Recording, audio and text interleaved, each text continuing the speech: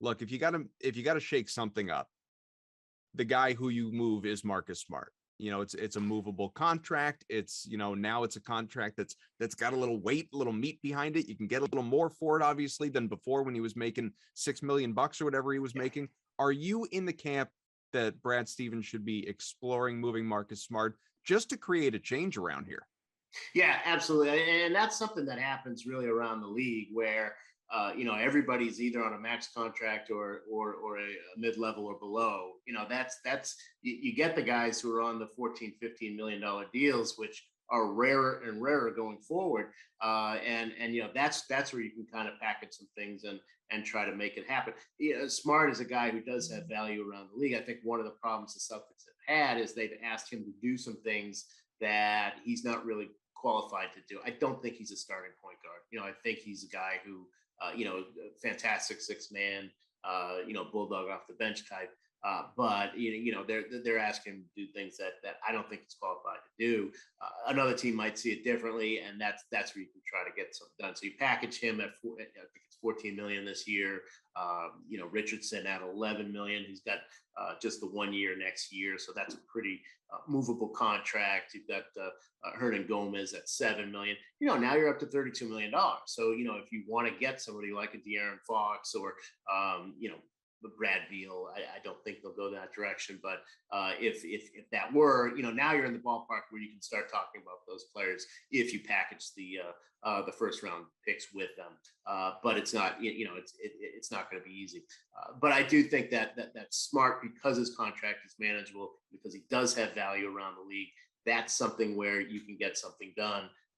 Just putting together a package of Jason Richardson and Al Horford is not going to get you very much.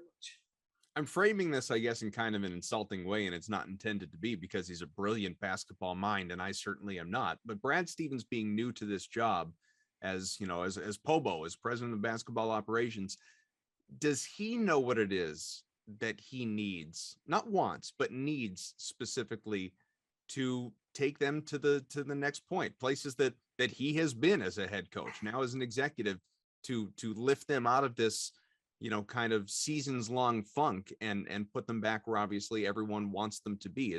Does he have the right head for it at the moment? I think so. He's got good people around him. Mike Zarin's still there, of course, with his level of experience. And, that's, I think that as a coach, having been in the locker room with these guys and having, knowing the pluses and minuses and what the buttons that he needs to push here, I do think that he's got certainly a different perspective than what Danny Ainge had, and maybe the right perspective, having been that coach. If you have the other guys in the front office who are going to be able to help you out with the details of, okay, if we're dealing with this team, this is what we've got to look out for. If we're dealing with that team, then it's this.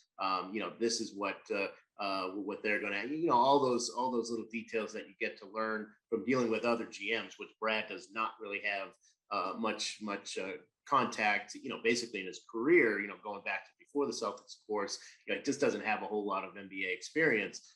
So that's going to be an issue, but he's got enough people around him who can help him navigate that, as long as he can keep in his head as a coach what he thinks he needs. And that's going to be the real challenge for him is identifying that, and then just focusing on it and focusing on, where can I find, in my opinion, it would be a break down the defense kind of point guard.